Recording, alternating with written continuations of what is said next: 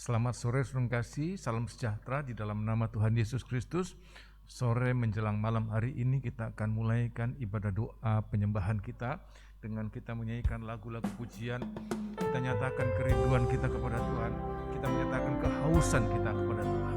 Jiwaku haus akan kasih-Mu, jiwaku haus akan kasih-Mu. Jiwaku rindu akan cinta-Mu. Siramilah taman hatiku yang kering ini, agar cinta-Mu bersemi di hatiku. Oh Yesus kekasihku, hanyalah Kau. Nama-Mu kan kuukir di hatiku. Seumur hidupku hanya bagi-Mu, Yesus, ku mau setia selamanya. Oh Yesus kekasihku, oh Yesus kekasihku, lah Kau. Nama-Mu kan kuukir di hatiku. Seumur hidupku hanya bagi-Mu, Yesus, ku mau setia selamanya. Saudara dikasih Tuhan, pada petang hari ini kita datang kepada Tuhan di rumah masing-masing, di kamar masing-masing. Kita rendahkan diri untuk mohon kemurahan Tuhan, untuk Tuhan menyatakan pertolongannya, jawabannya, hadiratnya dalam segala kehampaan, kehausan kita, sehingga kita tidak pernah merasa sendiri, tapi kita merasakan Tuhan menyertai kita dalam segala hal. Seperti orang haus mendapatkan air yang sejuk, sedemikian kita merasakan perhatian Tuhan besar atas kita. Kita akan bangkit berdiri. Jiwaku haus akan kasih-Mu, ku haus akan kasih-Mu. Jiwaku rindu akan cinta-Mu. Siramilah taman hatiku yang kering ini, agar cinta-Mu. Sekali lagi, jiwaku haus akan kasih-Mu. Haleluya. Jiwaku haus akan kasih-Mu. Jiwaku rindu akan cinta-Mu. Siramilah taman hatiku yang kering ini, agar cinta-Mu bersemi di hatiku. Oh Yesus kekasih, oh Yesus kekasihku, hanyalah Kau. Nama-Mu kan kuukir di hatiku.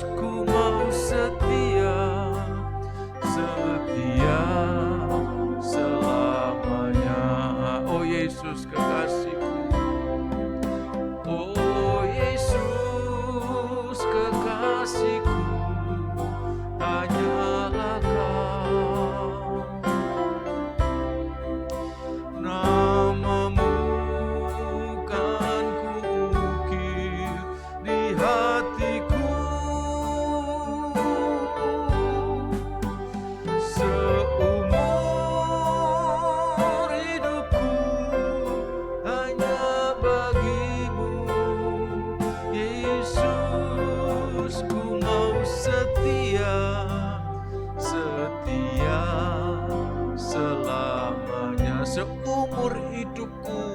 Haleluya. Seumur hidupku hanya bagimu, Yesus. Ku mau setia, setia selamanya. Ku mau setia, ku mau setia, setia selamanya. Terima kasih Tuhan, Engkau begitu baik buat kami. Engkau sangat setia kepada kami.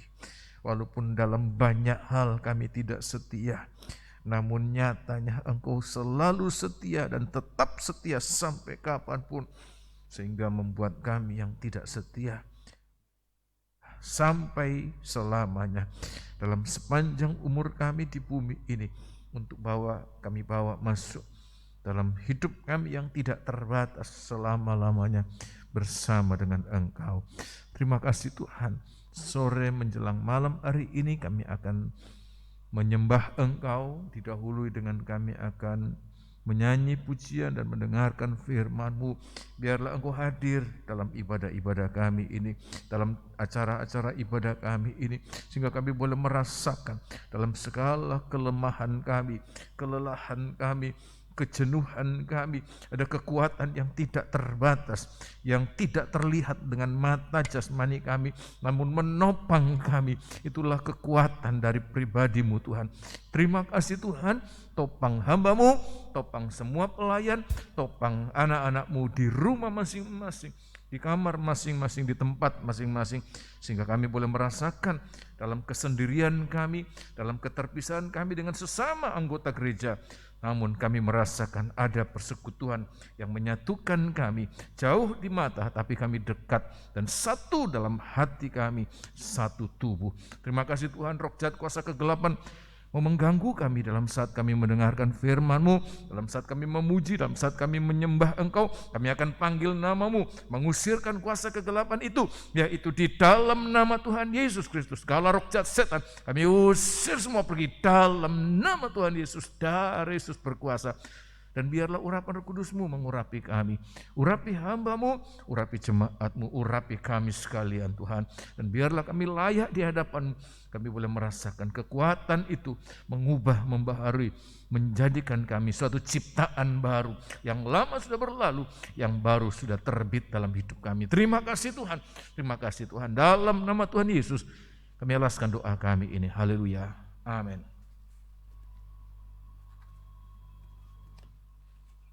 Haleluya, kita akan lanjut dengan satu lagu, Jalan-jalannya Tuhan, ya.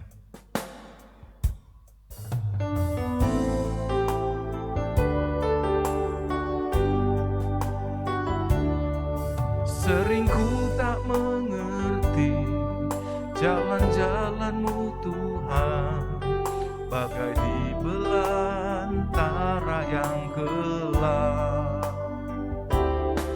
Tanpa seribu tanya, namun tetap percaya, jejak-Mu Tuhan sungguh sempurna. Sekali lagi, sering ku tak mengerti jalan-jalan-Mu Tuhan, bagai di belantara yang gelap.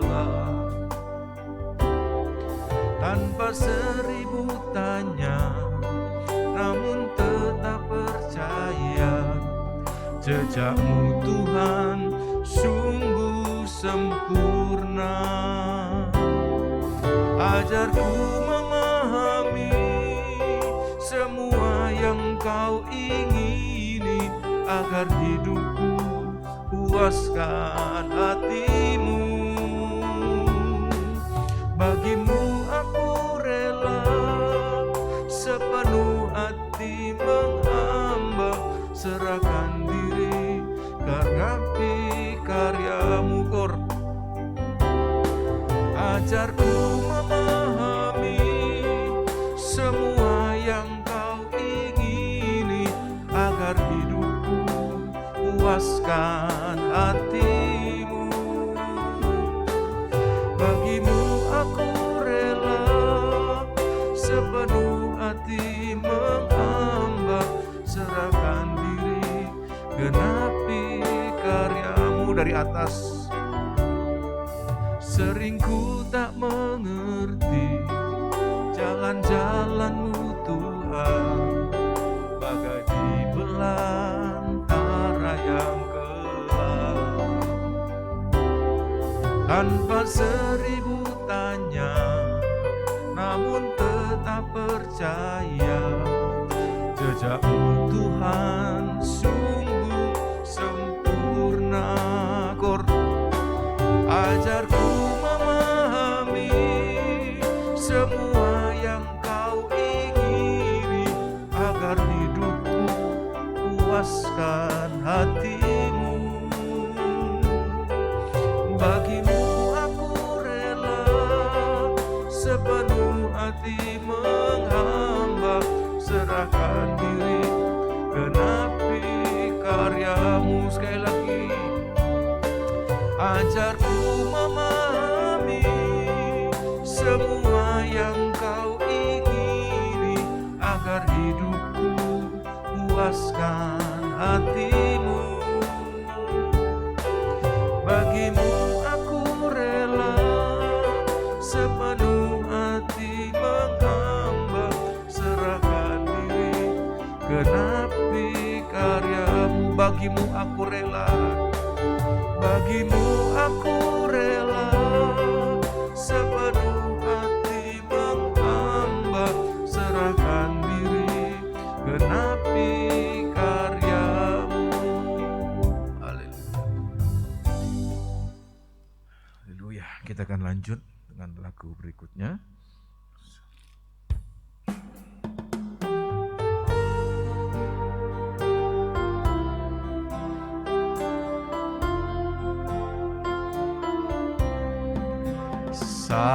Saat-saat penantian, saatnya ku serahkan hidup nikahku dalam penggembalaan. Disatukan, dipelihara sampai tiba saatnya mencapai nikah yang dimuliakan. Oh betapa ku dambakan hari bahagia segera tiba, bersekutu dengan mempelai surga. Siang dan malam ku memuja, siang malam menyembah Dia. Tiada lagi air mata dan sengsara. Ayat 2. Saat-saat penantian, saat ku melengkapi pribadiku dengan perhiasan rohani, berperangai lemah lembut, pendiam dan penurut, yang sangat berharga. Ayat 3. Bagi Tuhan saat-saat penantian, saat-saat penantian, saat ku membutuhkan, tekun bergumul di dalam penyucian, agar kelak ku dihadapkan dalam kemuliaannya, bebas cacat, cacat celah. Oh betapa ku dambakan, oh betapa ku dambakan hari bahagia segera tiba, bersekutu dengan mempelai surga. Siang dan malam ku memuja, siang malam menyembah Dia.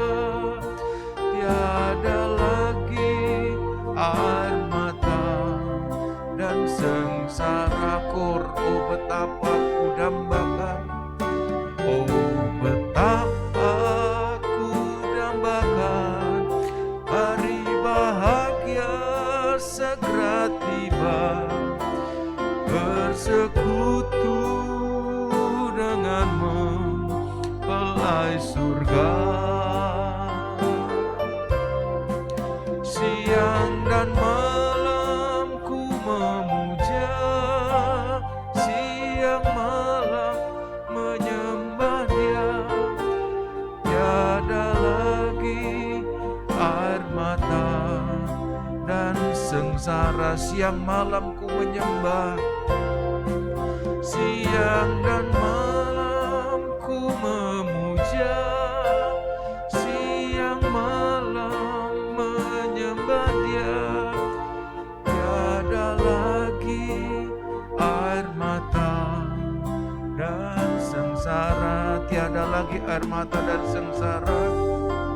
Tiada lagi air mata dan sengsara.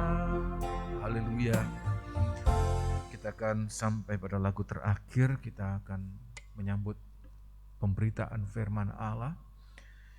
Haleluya. Kita nyanyikan, kita percaya apapun yang kita tidak mengerti, yang sedang kita jalani, sebab kita tahu Tuhan akan mendatangkan kebaikan buat kita.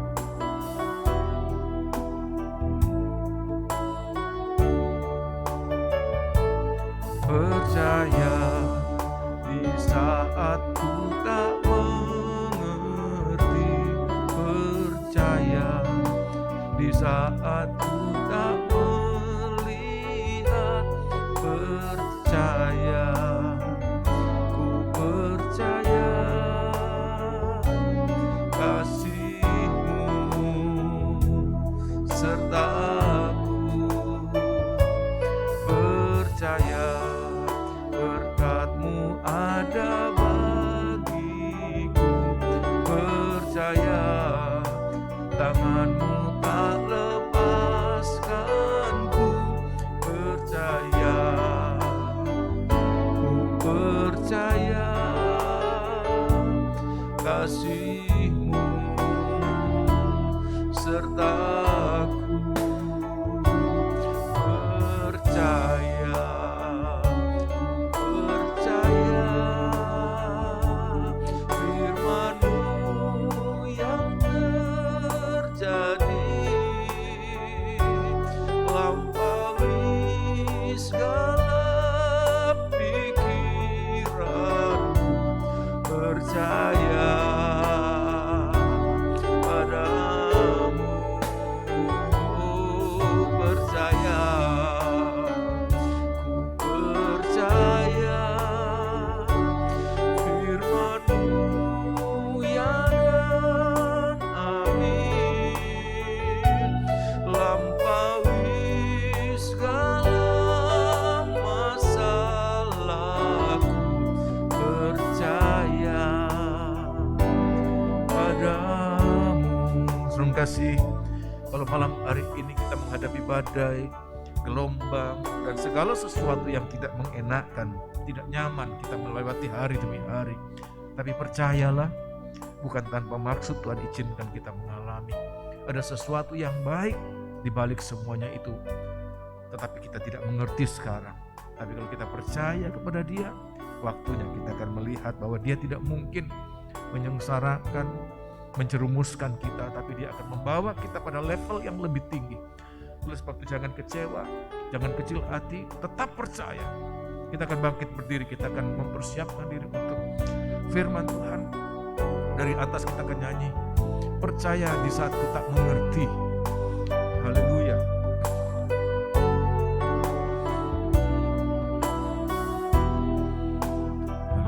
Percaya di saat ku tak mengerti. Percaya di saat ku tak mengerti.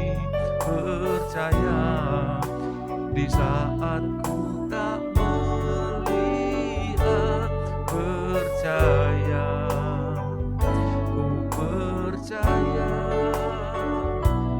kasih-Mu sertaku,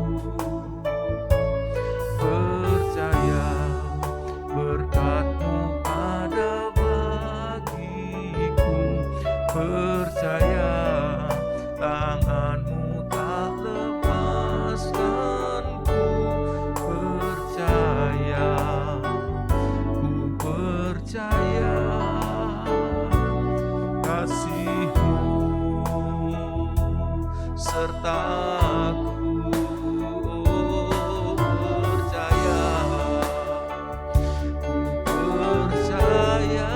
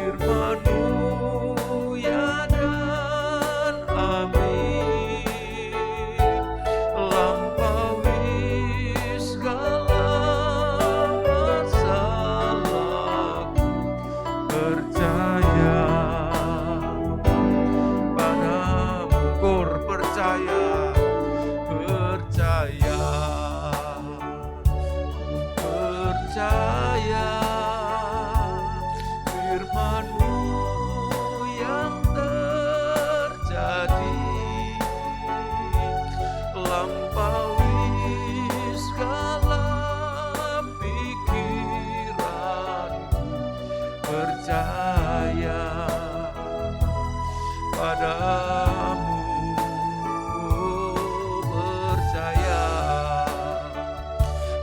percaya firman-Mu ya dan amin, lampaui segala masalah, percaya padamu, lampaui segala masalahku, lampaui segala masalahku, percaya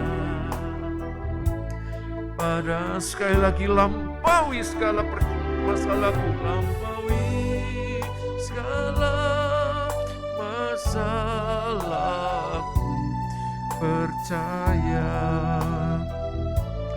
padamu. Haleluya. Ampuni kami Tuhan, dalam banyak hal kami seringkali ragu. Apakah Engkau ada? Apakah Engkau mendengar? Apakah Engkau memperhatikan? Apakah Engkau sanggup menolong kami? Walaupun faktanya terlalu banyak pertolongan, terlalu banyak perhatian yang Engkau berikan kepada kami, tapi begitu gampang kami melupakan, begitu mudah kami meragukan kuasa-Mu. Oleh sebab itu ampuni kami Tuhan, biarlah petang menjelang malam hari ini kami boleh kembali dikuatkan lewat firman yang kami dengarkan, lewat perjumpaan dengan Engkau secara pribadi dalam doa penyembahan kami. Kami boleh merasakan kekuatan yang tidak terbatas itu tidak boleh diragukan dan tidak bisa diragukan. Terima kasih Tuhan, terima kasih Tuhan. Kuasa kegelapan yang membisikkan, kata-kata meragukan, kata-kata tidak mempercayai Engkau, kami akan tengking, kami akan patahkan, kami akan usir semuanya, yaitu di dalam nama Tuhan Yesus Kristus. Kalau roh jahat setan, kami usir semua pergi dalam nama Tuhan Yesus. Terima kasih Tuhan, biarlah kami boleh mempercayakan diri, bukan sekedar percaya, tapi mempercayakan diri sepenuh-penuhnya ke dalam tangan-Mu. Sebab kami percaya, seandainya kami diizinkan masuk tenggelam sampai di dasar laut sekalipun, tetapi kalau Engkau bersama dalam perahu perjalanan kami, hidup kami, rumah tangga kami, hidup kami, Engkau akan membawa kami naik, bukan hanya sampai di permukaan, tapi naik tinggi sampai dalam kerajaan-Mu yang kekal. Terima kasih Tuhan, urapi hamba-Mu, layakkan kami dan mampukan kami, dan semua anak-anak-Mu semuanya menerima berkat firman-Mu. Dalam nama Tuhan Yesus, kami alaskan doa kami ini. Haleluya. Amin. Puji Tuhan. Malam hari ini kita akan mendengarkan firman Allah yang akan membawa kita dalam satu pemberitaan firman Allah di dalam kitab Kisah Rasul pasal yang ke-6, surah pada ayat yang ke-8 sampai ayat yang ke-15, cerita tentang bagaimana tuduhan yang dialami oleh Stefanus, satu dari 7 diaken yang diangkat oleh para rasul untuk menjalankan tugas jasmani, pembagian makanan, urusan meja. Dan dia sudah melakukan tugasnya dengan sangat baik, dan karena dia setia, maka Tuhan membawa dia pada pelayanan yang lebih besar, yaitu apa? Mengerjakan mujizat. Pada ayat yang ke-8 sampai ayat 15, bagaimana pada saat dia menjalankan pekerjaan yang baik, melakukan mujizat, tanda-tanda di antara orang banyak, bukan rasa terima kasih, bukan pengakuan yang dia dapatkan, tetapi justru perlawanan yang dia alami. Dan perlawanan itu semakin hari semakin keras ya. Sampai pada saatnya puncak dari perlawanan yang dia alami adalah dia harus mengalami mati. Kalau saya mengatakan mati muda, ya, dia mengalami mati dalam umur yang tidak terlalu banyak, dalam jumlah hari-hari pelayanan yang juga tidak terlalu banyak, tetapi dia sudah melakukan dengan sempurna. Di mana kesempurnaan pelayan dari Stefanus ini? Walaupun dia pada akhirnya sepertinya tidak mencapai apa-apa yang baik pada akhirnya, ya, tetapi justru dia sempurna. Sebab kalau kita melihat apa yang dialami oleh Stefanus, kesempurnaan pelayanan Stefanus adalah karena dia mencontoh teladannya Gembala Agung, guru besarnya, yaitu Tuhan Yesus Kristus. Teladan itu yang dia lihat. Dia tidak membuat pola perlawanan atau pola menanggulangi masalah yang dialami. Mungkin kita sedang mengalami seperti apa yang dialami oleh Stefanus. Ada perlawanan, ada tekanan, jalan ibadah kita tidak mulus, perjalanan pekerjaan kita tidak mulus, nikah kita tidak mulus, ada kerikil bahkan batu besar menghadang kita.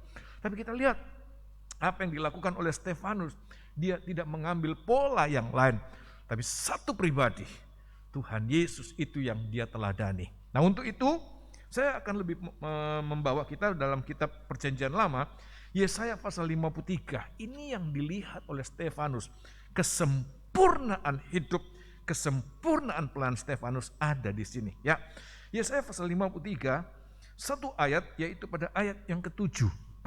Kitab Yesaya pasal 53 ayat yang ke-7 demikian bunyinya. Kalau saudara temukan dalam Alkitab masing-masing, Yesaya pasal 53 ayat yang ke-7 demikian bunyinya. Ya, dia dianiaya,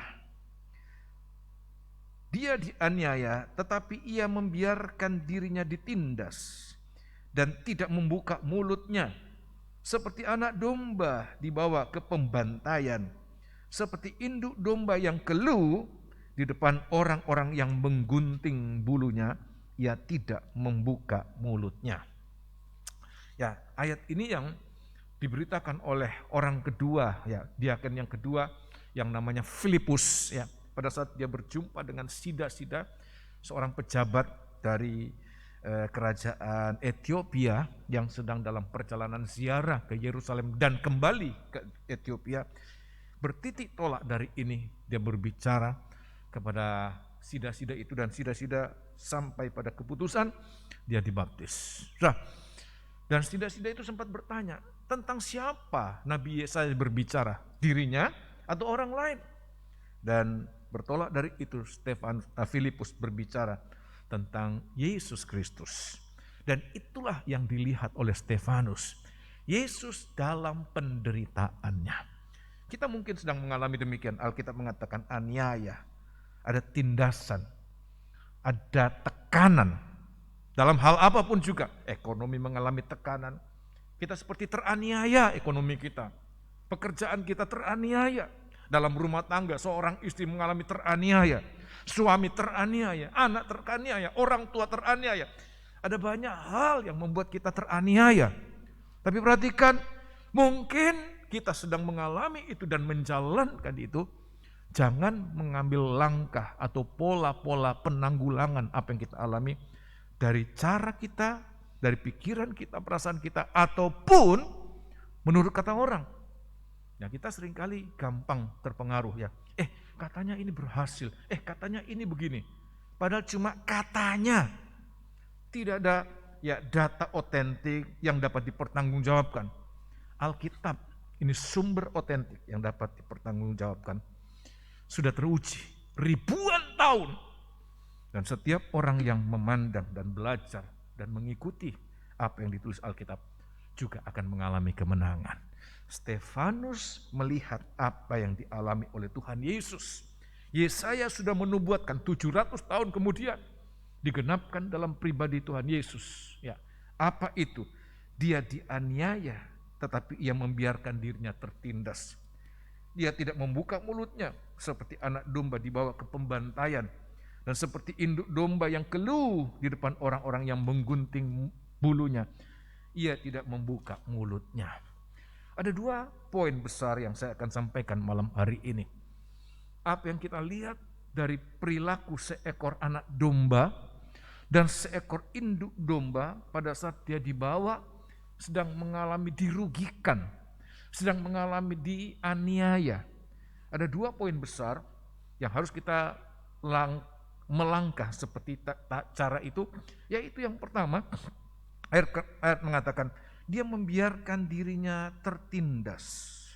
Ketika dianiaya, tetapi ia membiarkan dirinya tertindas. Secara alami, setiap orang, setiap makhluk yang ditindas, dia akan ada perlawanan. Soal lihat saja ya, apa saja binatang kayak apapun juga, kalau dia sudah terdesak, anjing atau apapun juga, walaupun dia takut, tapi kalau sudah kepepet, nggak punya jalan lain, satu-satunya jalan apa, saudara? Melawan. Daripada mati konyol, aku melawan. Katakan aku mati, tapi aku sudah menggigit dia. Aku sudah membuat orang itu berdarah, atau rasa sakit yang aku alami, dia pun harus ikut merasakan sakitku. Rasa takut yang aku alami, dia pun akan merasakan rasa takut itu. Beberapa kali di rumah saya kemasukan ular. Dan setiap kali saya berhasil ya membunuh ular-ular itu, walaupun dengan rasa takut tentunya ya. Setiap kali saya melihat, saya takut, ular itu juga takut. Tapi begitu saya memukul pakai sapu atau tongkat apapun juga, dia pasti melawan, walaupun pada akhirnya dia mati. Memang itu hakikat manusia, hakikat makhluk hidup begitu. Pada saat ada tekanan, pasti akan ada perlawanan. Tapi kita melihat ada satu contoh yang lain.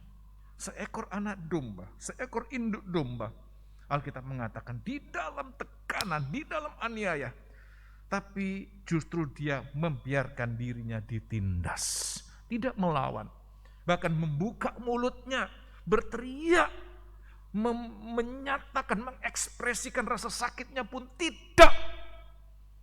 Kalau kita mengalami hari-hari ini, walaupun kita tidak melawan, tapi mungkin kita ada ekspresi rasa menderita.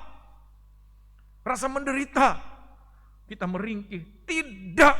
Ya, anak domba itu tidak melakukan itu. Kenapa? Poin yang saya sampaikan yaitu apa? Karena ada kerelaan. Dia memberikan dirinya ditindas itu menunjukkan ada kerelaan mengalami penderitaan itu. Dan saya mengatakan inilah kunci, ya, kunci bagaimana kita bisa menanggulangi setiap penderitaan kita. Ya, masa-masa yang tidak senang, tidak mengenakan dalam hidup kita, kalau kita alami mencontoh Tuhan Yesus, ada kerelaan. Hanya ini yang dia lihat. Kalau kita mulai merasa ragu, apa benar jalan kita? Contoh. Tolong baca satu ayat sebelum saya akan lanjut ya. Kitab Ibrani pasal yang ke-12. Kita ragu, apa benar jalan kita? Katanya ikut Tuhan, ada perlindungan. Walaupun berjalan dalam lembah bayang maut, tapi tidak takut. Ya, mengalami kemenangan, mengalami pemeliharaan. Tapi kenapa? Sepertinya tidak ada enaknya, seperti anak domba yang akan dibantai. Ya, saya percaya anak domba ini atau binatang apapun juga tahu. Dia pernah melihat orang-orang binatang-binatang yang lain, teman-temannya dibantai. Dia tahu, dia ingat. Kalau saya tahu binatang yang paling ingat itu gajah. Gajah itu ingat kebaikan orang, kesalahan orang pun dia ingat. Dia ingat. Saya percaya dia tahu dia sedang dibawa ke pembantaian. Saya pernah melihat babi-babi itu. Kalau sudah dia melihat ada bau-bau atau aroma, dia mau dibantai. Oh, berteriak. Ya, belum dia apa-apa kan sudah teriak. Satu kampung bisa dengar itu. Babi bisa melakukan itu. Dia tidak bisa menggigit, mungkin bisa menggigit juga, tapi ya mulutnya sudah apa? Tapi dia teriak. Tapi domba berbeda, dia tidak memberikan ya satu perlawanan, bahkan berteriak pun tidak, membuka mulut pun tidak. Sebab apa? Ada kerelaan. Ya, kitab Ibrani pasal yang ke-12, ayat yang kedua. Nah, pada saat kita mengalami ada penderitaan, ayat yang kedua demikian. Marilah kita melakukannya dengan mata tertuju kepada Yesus yang memimpin kita dalam iman dan yang membawa iman kita kepada kesempurnaan, yang dengan mengabaikan kehinaan tekun memikul salib ganti sukacita. Kalau kita kan terbalik, sukacita ganti salib yang disediakan bagi dia yang sekarang duduk di sebelah kanan tahta Allah. Ingatlah selalu akan dia yang tekun menanggung bantahan yang sehebat itu terhadap dirinya dari pihak orang-orang berdosa, supaya jangan kamu menjadi lemah dan putus asa. Kalau kita mulai lemah, kok seperti Tuhan tidak dengar doa kita? Kok gembala tidak memperhatikan aku? Kok teman-teman tidak ada yang menyapa, tanya lewat WA, bagaimana kamu? Apakah kamu ada makanan di situ? Adakah punya sisa uang belanja? Tidak ada yang nanya, seperti kita dibiarkan, dianggap tidak ada. Dan kita merasakan, kenapa Tuhan? Ya, katanya ikut Tuhan. Kita mulai lemah. Alkitab mengatakan, kenapa kita lemah? Bahkan sampai pada titik putus asa. Sebab pandangan kita tidak melihat Dia yang lebih menderita dari kita. Mata kita hanya tertuju pada penderitaan kita, sakit kita, aniaya kita. Tapi Alkitab mengatakan, pindahkan arah pandangan kita. Untuk apa? Memandang Dia yang tekun memikul salib. Untuk apa? Rela. Poin yang pertama, rela.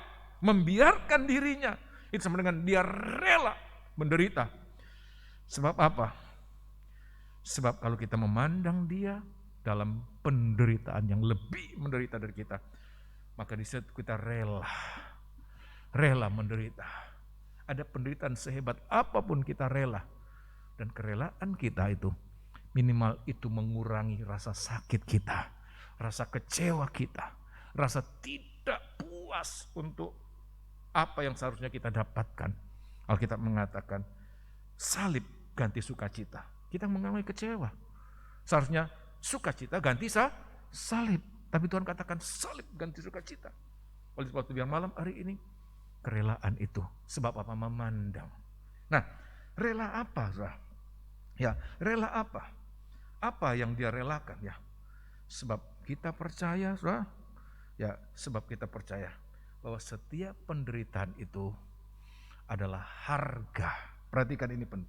Setiap penderitaan yang kita alami adalah harga dari kesalahan yang pernah kita lakukan. Ada penderitaan-penderitaan yang kita alami, Kalau kita memandang itu sebagai harga dari kesalahan yang pernah kita lakukan di masa lalu, karena kita melihat Dia, maka kita akan rela menjalani setiap penderitaan demi penderitaan. Amin. Satu ayat, 2 Korintus pasal yang kelima ayat 21. Kita melihat Dia. 2 Korintus 5 ayat 21 membuat kita rela. 2 Korintus 5 ayat 21. Kitab 2 Korintus 5 ayat 21 demikian bunyinya. Dia yang tidak mengenal dosa telah dibuatnya menjadi dosa karena kita, supaya di dalam Dia kita dibenarkan oleh Allah. Kita lihat dalam penderitaan dia tidak berdosa tapi dijadikan berdosa. Dia tidak bersalah tapi dia harus pikul akibat kesalahan orang lain. Begitu kita melihat, maka kita pun akan rela untuk menanggung kesalahan siapa? Kita. Manusia normal, kalau boleh kesalahan kita, akibat kesalahan kita pun ditanggung orang lain. Jangan kita, orang lain, kalau boleh orang lain yang tanggung.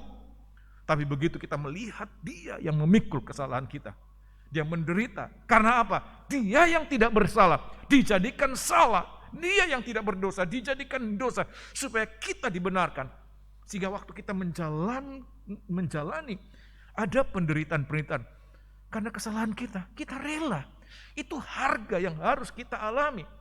Ada kesalahan di antara banyak orang Kristen menggampangkan seolah-olah kalau minta ampun, ada kesalahan dan minta ampun, dia tidak harus mengalami penderitaan itu. Kok enak, saudara? Orang Kristen bukan diajar begitu. Mungkin satu ayat yang dia ambil dalam kitab Roma pasal 8, di dalam Kristus kita tidak lagi mengalami apa? Pehukuman. Bukan pehukuman itu yang Tuhan katakan tidak. Pehukumannya akan datang. Kita minta ampun, kita berubah, kita tidak akan mengalami pehukuman neraka. Tapi akibat kesalahan-kesalahan yang sudah pernah kita lakukan tidak bisa ditiadakan, diabaikan karena kita mengaku dosa kepada Tuhan. Setiap itu kita harus menanggungnya. Kitab 1 Petrus pasal 4. Kalau tidak, dengan mudah lakukan kesalahan, minta ampun, beres. Tuhan adalah Bapa yang tidak bisa mendidik anaknya. Alkitab mengatakan ada kesalahan-kesalahan itu harus ditanggung. Ya, kita sudah minta ampun, tapi bukan berarti kita bebas dari akibat itu. Ada hukum tabur tuai. 1 Petrus pasal 4. 1 Petrus pasal 4. 1 Petrus pasal 4. Demikian, ayat yang pertama demikian ya. Jadi, karena Kristus telah menderita penderitaan badani, kamu pun harus mempersenjatai dirimu dengan perkataan atau pikiran yang demikian. Karena barang siapa telah menderita penderitaan badani, ia berhenti berbuat dosa. Kita sudah menyadari kesalahan kita. Kita sudah minta ampun. Tapi bukan berarti kita tidak harus menanggung akibat itu. Makannya tidak karuan, dalam nama Tuhan Yesus tanggung. Kalau kita sudah makan lemak-lemak, akibatnya kolesterol tinggi, nggak bisa makan lagi. Apa bisa ditiadakan dengan kita minta ampun? Ya tidak. Pola hidup sehat harus kita jalani. Menderita, biasa makan yang manis-manis, dengan kita kemudian mengalami, kita minta ampun, Tuhan lepaskan itu. Tidak begitu juga, saudara. Ada penderitaan-penderitaan yang harus kita tanggung. Sebab apa? Karena kesalahan kita. Kita sendiri yang melakukan itu, kita harus menanggungnya. Benar kita sudah minta ampun, tapi Alkitab mengatakan meterai pengampunan adalah kerelaan kita menanggung akibat itu. Kalau dia menanggung, dia mau menanggung apa-apa yang dia tidak perbuat, kita menanggung apa yang kita perbuat. Amin. Kita rela. Ini kerelaan pertama, bahwa kita harus menanggung kesalahan dari apa yang pernah kita lakukan di masa-masa yang lalu. Tidak dapat dihapuskan dengan kita minta ampun. Tidak. Ada itu tanggung jawab. Kalau Allah, tidak apa-apa. Mengajar kita menjadi pribadi yang tidak bertanggung jawab. Ada hal yang harus kita tanggung, kita harus tanggung. Kemudian yang kedua, 1 Petrus pasal yang kedua, kita rela. Kenapa? Sebab kita tahu bahwa itulah harga pengikutan kita kepada Sang Anak Domba, 1 Petrus pasal yang kedua, itu harga pengikutan kita. 1 Petrus pasal yang kedua, ayat 19 demikian bunyinya. Sebab adalah kasih karunia jika seseorang karena sadar akan kehendak Allah menanggung penderitaan yang tidak harus ia tanggung. Itu sudah sama-sama di Tuhan Yesus. Ya, yang tidak harus ia tanggung. Sebab dapatkah disebut pujian jika kamu menderita pukulan karena kamu berbuat dosa. Jadi sangat masuk akal, saudara. Apapun yang bahkan hal yang tidak harus kita tanggung kita harus rela, apalagi yang harus kita tanggung. Nonsense. Kalau yang tidak harus kita tanggung kita harus tanggung, apalagi yang harus kita tanggung kita harus tanggung. Dan kita lakukan dengan rela. Ya, ayat yang kedua, tetapi jika kamu berbuat baik dan karena itu kamu harus menderita, maka itu adalah kasih karunia pada Allah. Ayat 21 perhatikan. Sebab untuk itulah kamu dipanggil, karena Kristus pun telah menderita untuk kamu dan telah meninggalkan teladan bagimu, supaya kamu mengikuti jejaknya. Ada harga pengikutan kita. Bahwa kita mengikut Tuhan tidak senang-senangan, tidak puas-puaskan daging kita. Oh, ikut Tuhan diberkati, tidak ada kekurangan, tidak ada penderitaan. Ya orang dunia yang mau semua.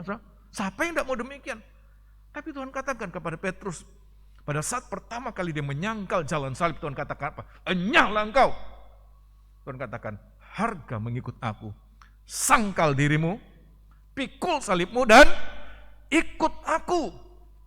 Di kesempatan lain Tuhan katakan bahwa masuk dalam kerajaan surga itu jalannya sempit, pintunya sempit, sesak. Ya, tapi neraka itu jalannya lebar, pintunya lebar. Banyak orang ke sana dan mengalami kebinasaan. Masuk ke surga tidak hura-hura, tidak santai. Oleh sebab itu anak-anak muda saya mengatakan, kalau ada di antara kalian yang menganggap bahwa masuk kerajaan surga itu gampang, menjadi orang Kristen adalah cara gampang, cara mudah masuk surga, engkau sudah salah berpikir. Sebab apa? Masuk surga Tuhan katakan jalannya sempit, pintunya sempit, berusaha. Dan Tuhan katakan, akulah jalan, kebenaran dan hidup. Aku tinggalkan jalan. Ada penderitaan-penderitaan yang tidak harus aku tanggung, tapi aku tanggung.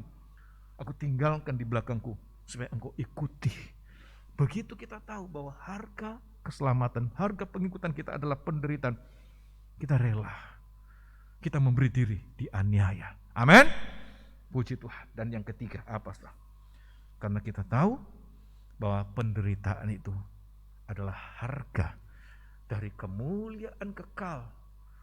Sesudah semua penderitaan kita yang kita alami di bumi ini, bahwa itulah harga kemuliaan kekal yang akan kita alami. 1 Petrus pasal yang keempat, saya mengatakan ini tidak menurut logika saya, pikiran saya. Tapi semua disampaikan oleh ayat-ayat Alkitab diperkuat. 1 Petrus pasal 4, saudara bisa baca mulai ayat yang ke-12 ya. Kita baca pada ayat 13 langsung ya. Ayat 13, demikian bunyinya.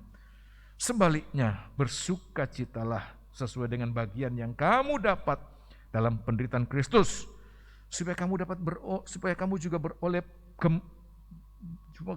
boleh bergembira dan bersukacita pada waktu Ia menyatakan kemuliaannya. Ayat 14, berbahagialah kamu jika kamu dinista karena nama Kristus, sebab roh kemuliaan ada pada kamu. Oh, luar biasa. Kemuliaan yang besar Tuhan katakan, itu barang yang mahal, sesuatu yang berharga. Tidak didapatkan dengan cara yang mudah. Tidak ada barang bagus dengan harga murah. Barang bagus, barang berharga, juga ada harga yang harus kita keluarkan. Apa itu? Penderitaan. Tetapi ingat, Alkitab mengatakan, kalau kita melihat Tuhan buka mata kita, ada kemuliaan kekal. Begitu kita melihat kemuliaan kekal jauh di balik penderitaan kita, kita merasakan apapun penderitaan yang akan kita jalani, itu tidak sebanding dengan apa yang dapat kita akan dapatkan nanti sesudah ini. Amin. Betapapun menderitanya saudara lewat masalah pandemi, dampak pandemi, atau apapun juga yang sedang kita lewati, jalani hari-hari ini. Begitu saya melihat ada kemuliaan kekal di balik semuanya itu. Semua penderitaan yang kita jalani terasa apa, saudara? Ringan, Rasul Paulus katakan. Penderitaan ringan yang kualami sekarang tidak sebanding dengan apa yang akan kudapatkan nanti. Oleh sebab itu, biar hari-hari ini kita mau jalani apa-apa yang Tuhan izinkan kita alami. Tidak berkeluh kesah, tidak menggerutu. Saudara bisa baca di rumah ya. Roma pasal yang ke-8 ayat 17 dan 18, 1 Petrus 1 ayat 6 dan ayat yang ke-7. Bahwa betapapun besarnya penderitaan kita, kecil dibandingkan dengan kemuliaan. Kalau kita bisa melihat bahwa kemuliaan itu ada harga. Saudara, berlian yang nanti akan berharga tinggi, itu berlian yang bagaimana? Bukan berlian bongkahan yang belum mengalami apa-apa. Tapi berlian yang sudah mengalami diasah. Kalau dia mau berteriak, dia berteriak, sakit. Tapi harga kemuliaan itu dia harus bayar dengan penderitaan. Diasah, digosok, digesek. Ya, banyak orang mau menderita, yang tidak mau menderita, tapi mau masuk surga. Yang mau hidup kekal, tapi tidak mau hidup kudus. Hidup kudus itu sakit buat daging kita, sebab daging kita cenderung untuk hidup najis. Tapi kalau kita lihat, oh luar biasa, kita akan rela. Amin. Ini poin yang pertama, kerelaan. Kenapa? Memandang Dia yang sudah memberikan contoh, bagaikan anak domba dan bagaikan induk domba. Amin. Hal yang kedua, saudara, ya, Dia tidak membuka mulutnya, tapi Dia memberikan dirinya. Selain menunjukkan kerelaan untuk menderita, juga menunjukkan penyerahan diri total. Ini poin yang kedua, penyerahan diri total. Ya, ada penyerahan diri total. Ya, perhatikan. Sebab apa, saudara? Ya, sebab apa ada penyerahan diri total itu? Kenapa harus ada penyerahan diri total? Orang harus mengalami penyerahan diri total. Nomor satu, untuk minimal, nomor satu ini A ya, minimal mengurangi penderitaannya. Bayangkan Stefanus ya, kalau sudah baca nanti ya, dia ditangkap, dia diseret, dia dibawa. Coba kalau dia meronta-ronta, saudara. Diseret di aspal, dia meronta-ronta, apa enggak lebih sakit, saudara? Tapi kalau dia nurut aja, ya mengurangi, minimal mengurangi rasa sakitnya. Ada berkurang, sebab apa? Dia enggak melawan. Mengurangi, minimal ada mengurangi. Bahkan kalau kita menyerah sepenuh kepada Tuhan, ya kita akan mengalami apa? Bisa menikmati penderitaan. Tidak bisa, kata-kata ini tidak bisa diterangkan, diajarkan secara teori.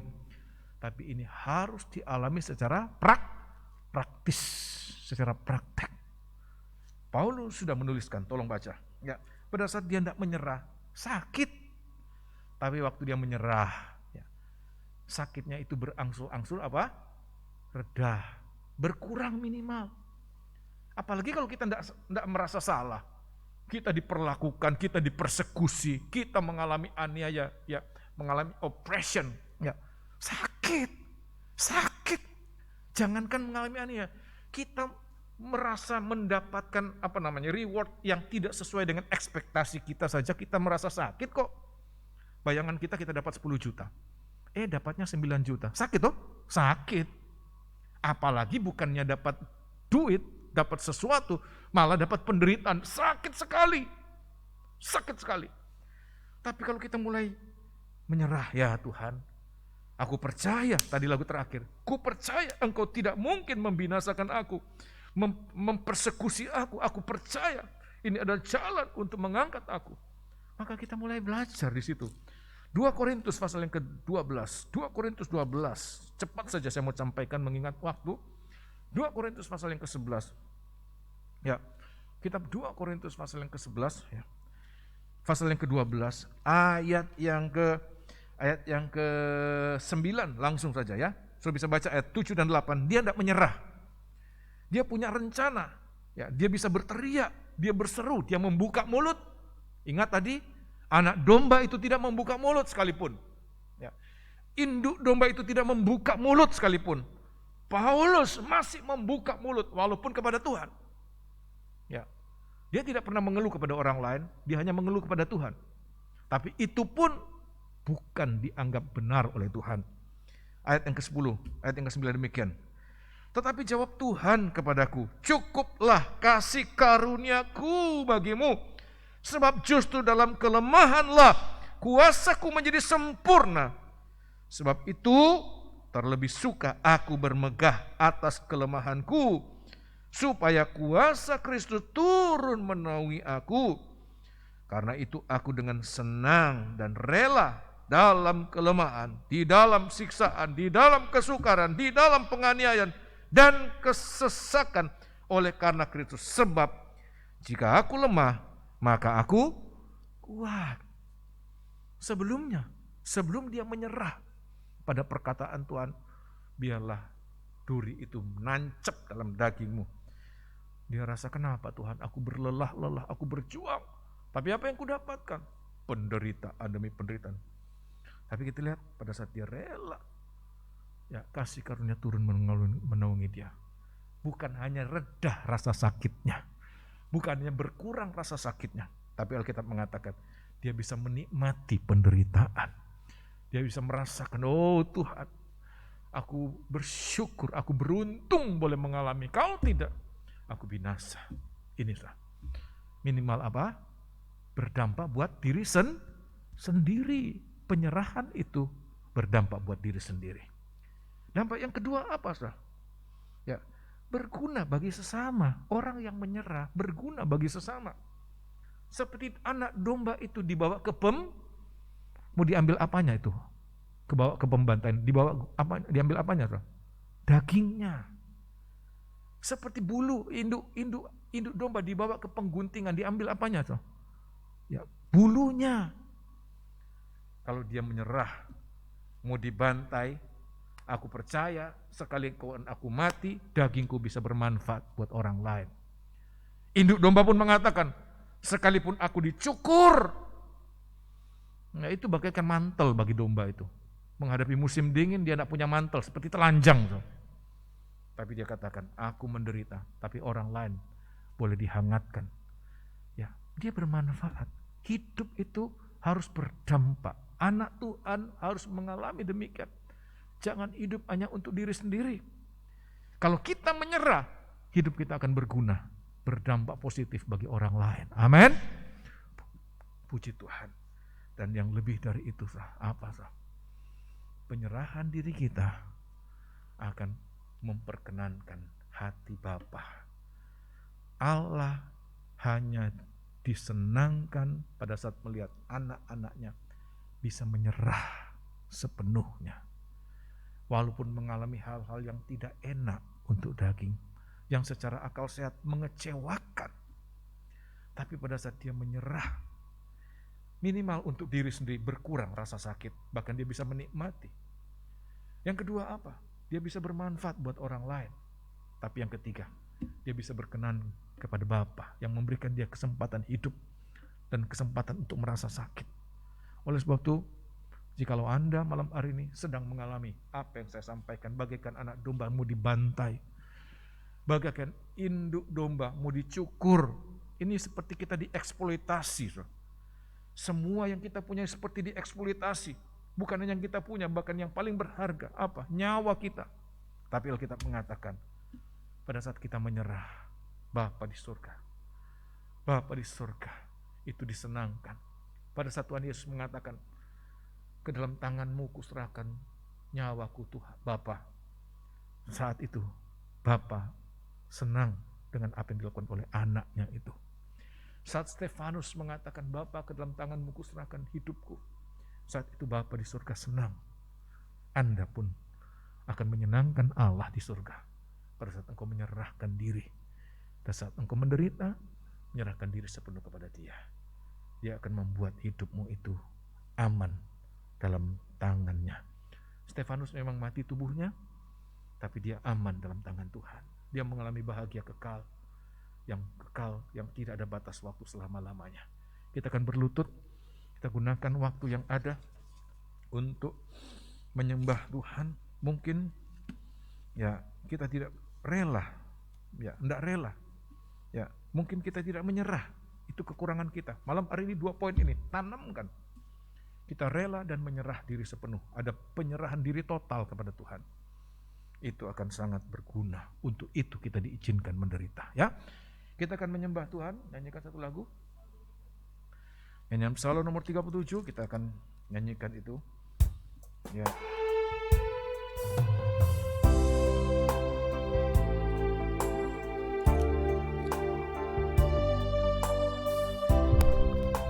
Jalan yang kutempuh, jalan yang kutempuh,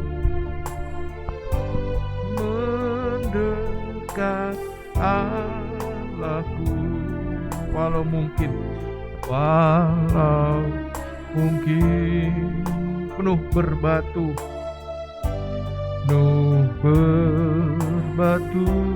jalan yang kutempuh, jalan yang kutempuh, bukan pilihanku,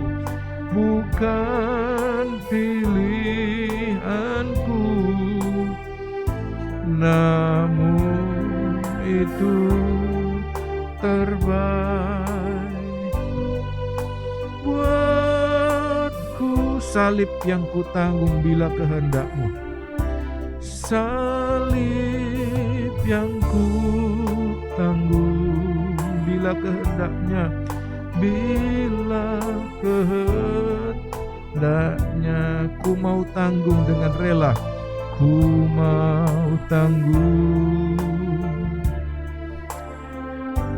dengan rela, sebab Dia yang tentukan, sebab Dia yang tentukan. Aku dibebankan,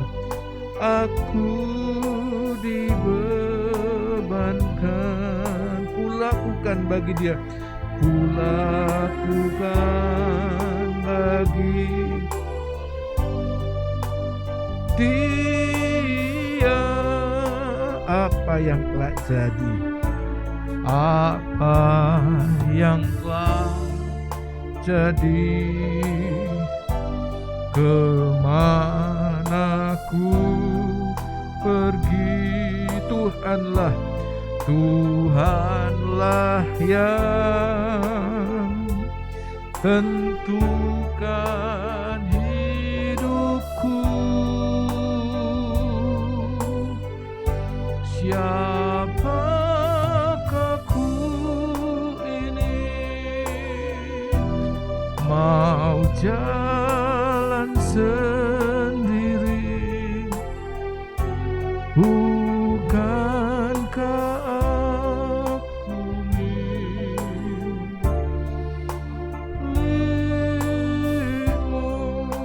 Ayat yang ketiga, ku tunduk padamu, pada kehendak-Mu, pada kehendak-Mu, sebab Kau yang memilikiku, sebab Kau yang memilikiku.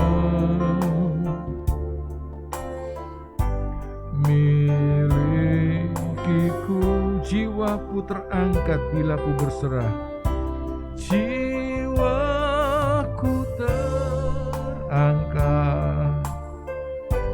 bila ku berserah sepenuh padamu, Tuhan.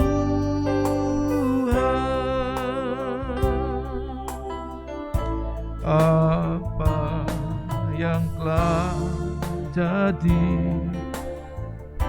kemana ku pergi, Tuhanlah yang tentukan hidupku. Siapakah ku ini, mau jalan sendiri,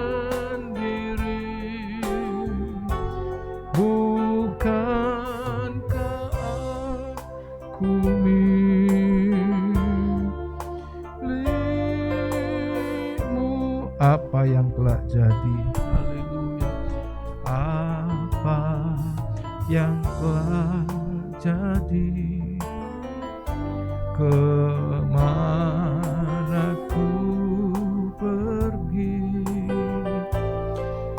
Tuhanlah yang tentukan hidupku.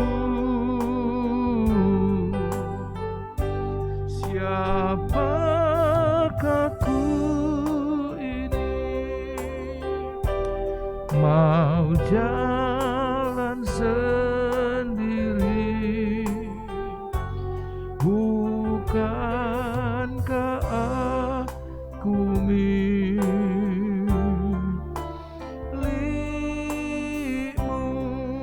Siapakah ku ini, siapakah ku ini,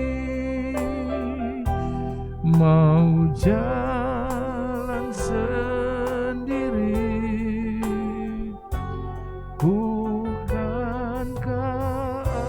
aku milikmu?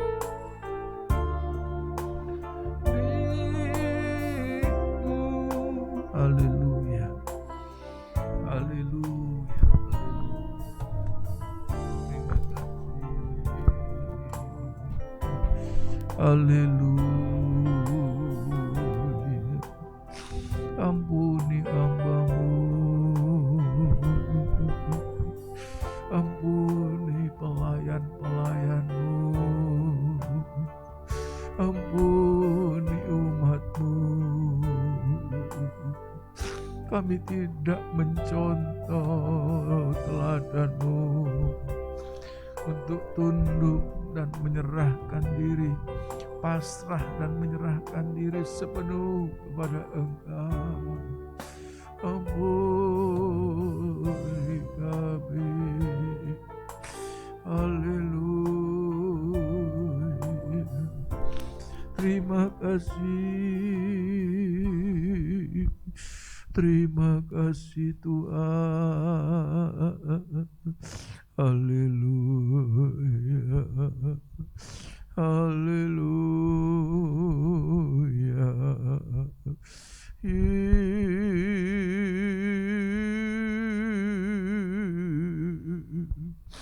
Terima kasih Tuhan. Haleluya.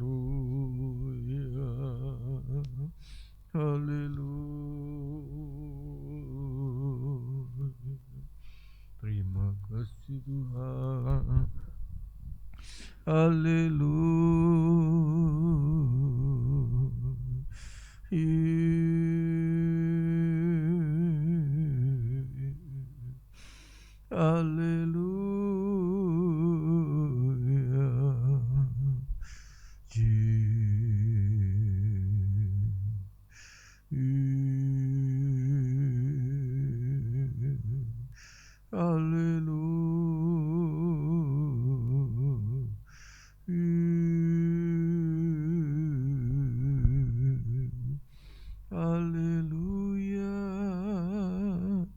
Haleluya.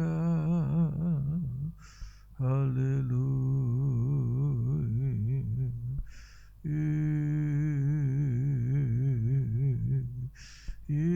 Yesus, terima kasih Tuhan. Terima kasih Tuhan. Haleluya. Ya Rala Yasi.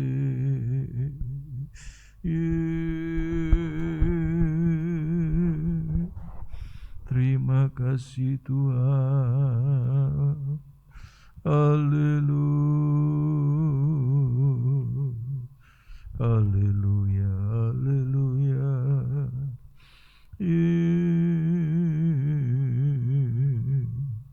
Ya Rala Yasi.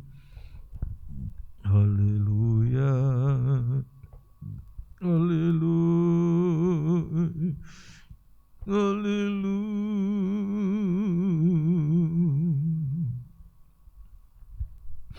Terima kasih Tuhan.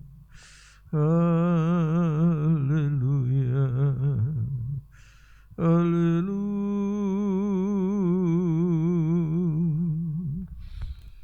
Haleluya. Haleluya.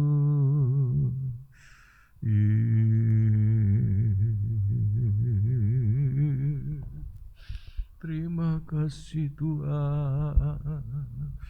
Terima kasih. Haleluya. Ya Ralawa Yasih. Terima kasih Tuhan. Haleluya. Haleluya. Haleluya.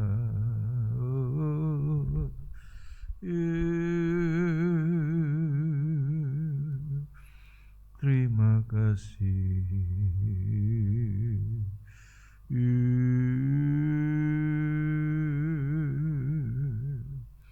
Haleluya. Ya Yesus. Haleluya.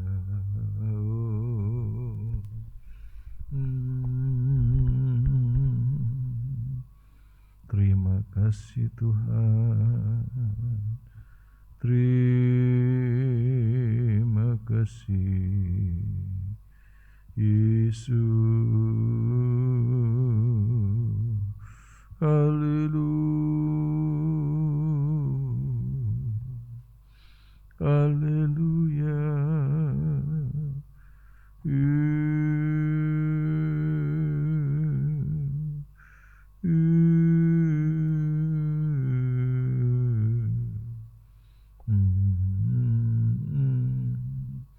Haleluya. Terima kasih. Terima kasih Tuhan. Haleluya. Oh. Haleluya. Haleluya. Haleluya. Haleluya.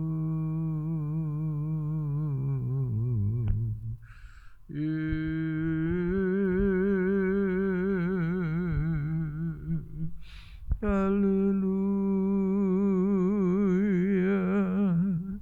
Haleluya.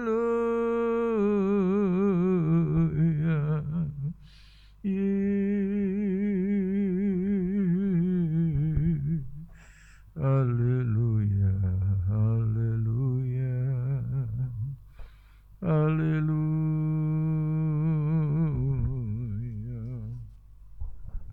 Haleluya. Haleluya. Ya Ralawa Yasih.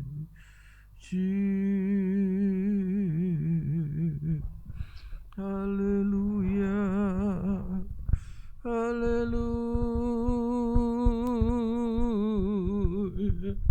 Haleluya. Oh. Ya Ralawa Yasih. Yesus.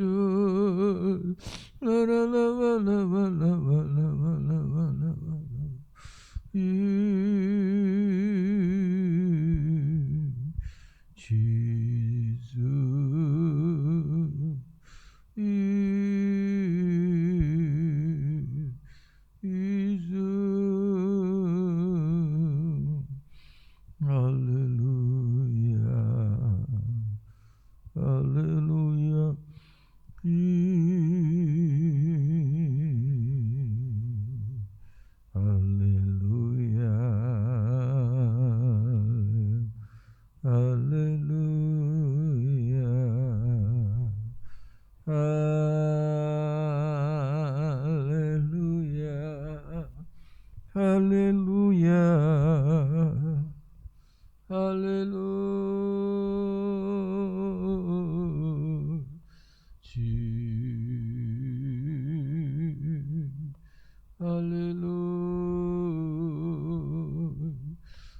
Terima kasih. Terima kasih Tuhan. Haleluya. Haleluya.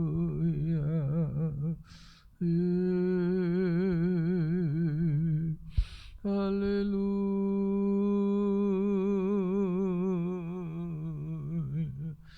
Ya lava ya se.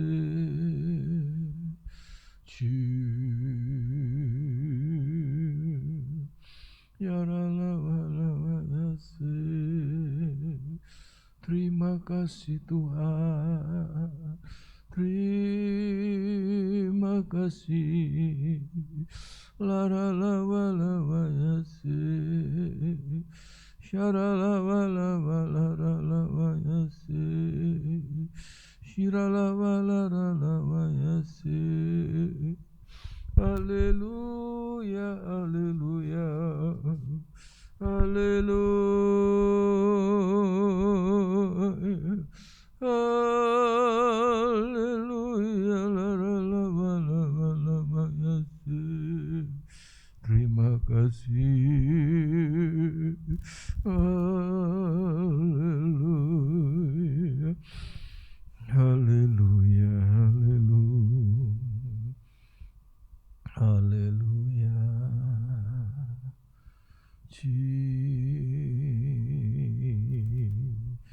Haleluya.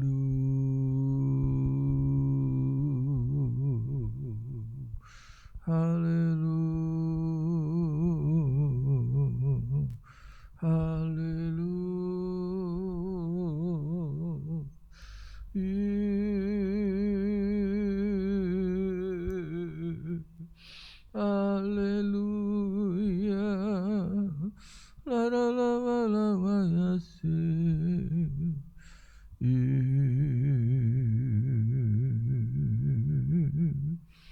Haleluya.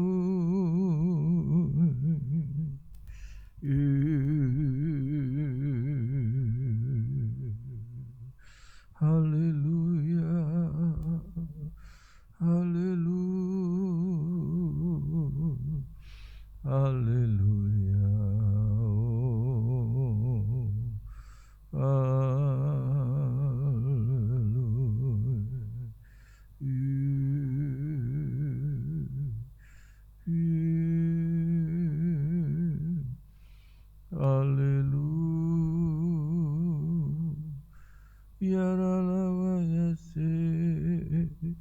Terima kasih Tuhan. Terima kasih. Terima kasih Tuhan. Haleluya. Haleluya. Haleluya.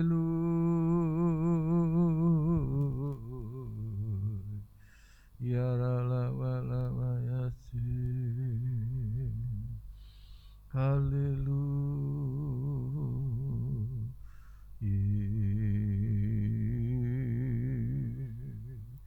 Terima kasih Tuhan, terima kasih. Terima kasih. Haleluya. Haleluya. Oh. Haleluya. Haleluya. Yesus.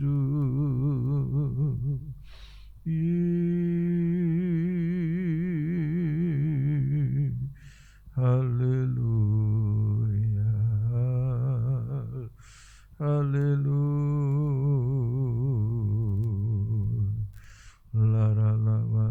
Lava ya se. Terima kasih Tuhan, terima kasih.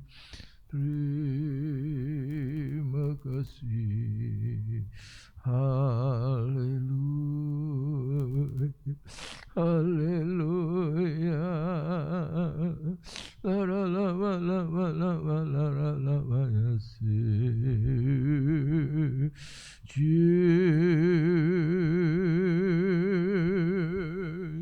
Haleluya, haleluya. Terima kasih Tuhan, terima kasih. Kita akan nyanyikan lagu tadi. Haleluya, haleluya. Haleluya. Haleluya. Haleluya.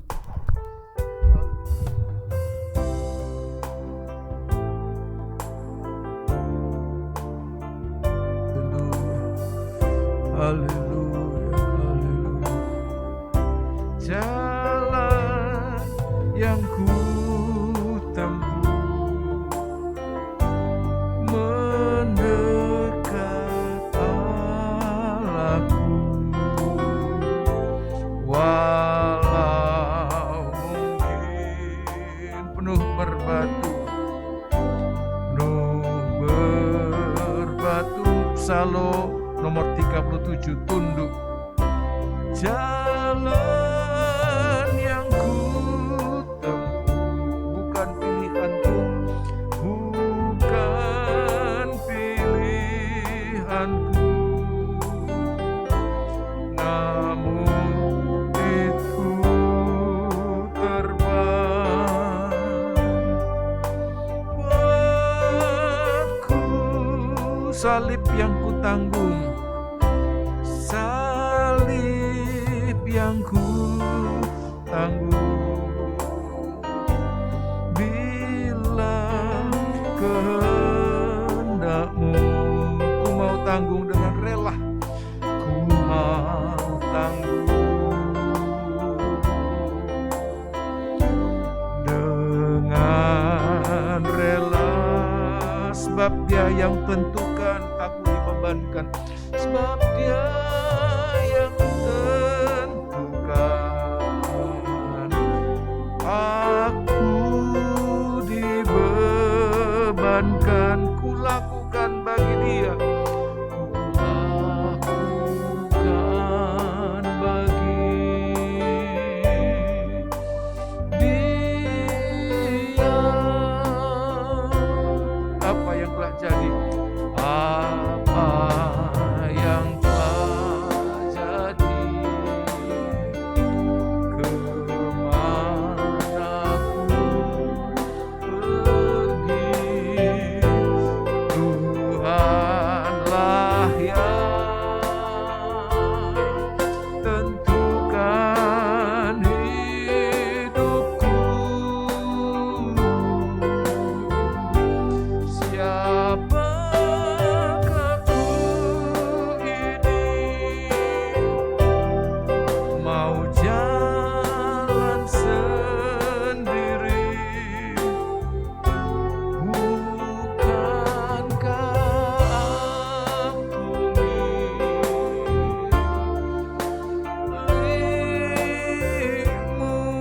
musrah.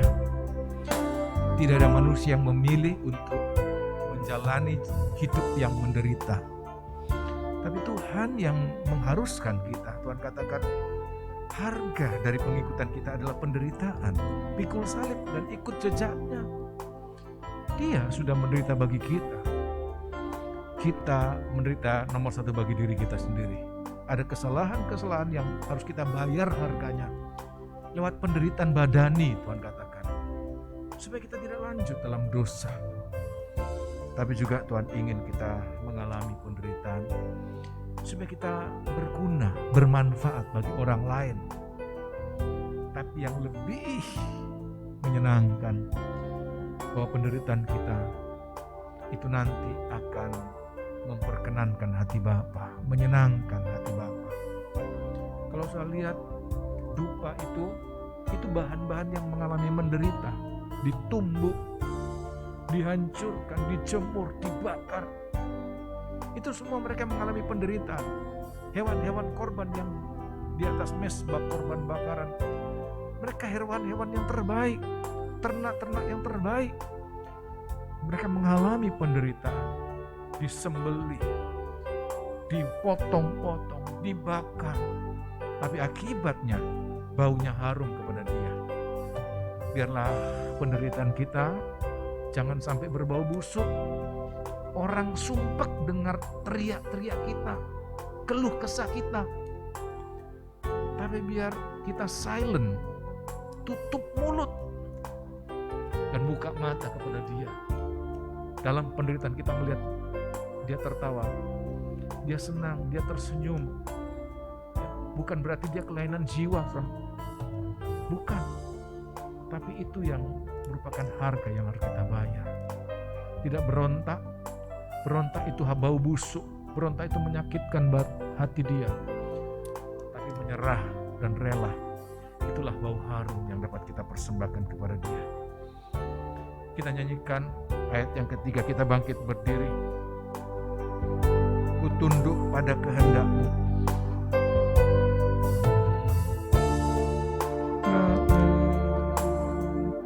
Pada kehendak-Mu, sebab Kau yang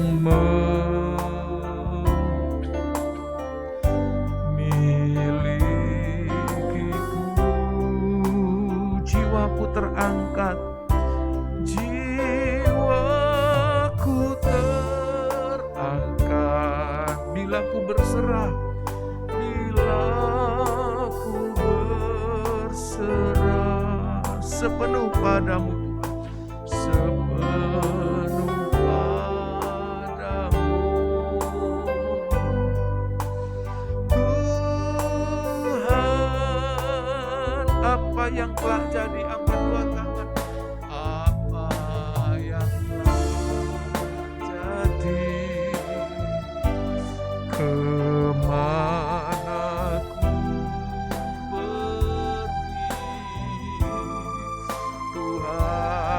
Tuhanlah yang tentukan hidupku.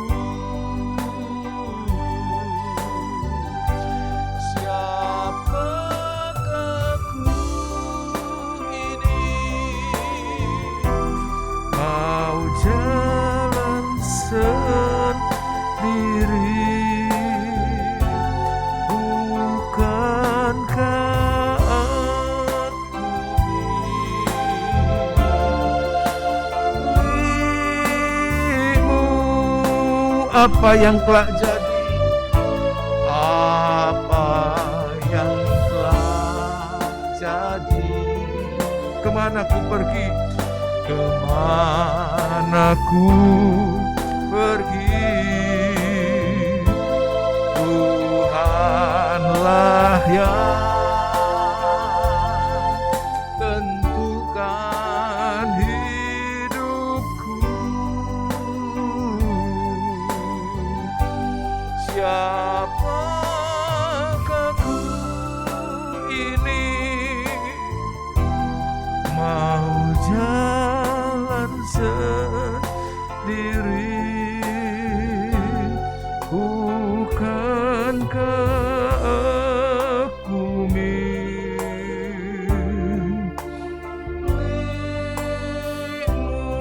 Siapakah ku ini, siapakah ku ini, mau jalan sendiri, bukankah aku milikmu?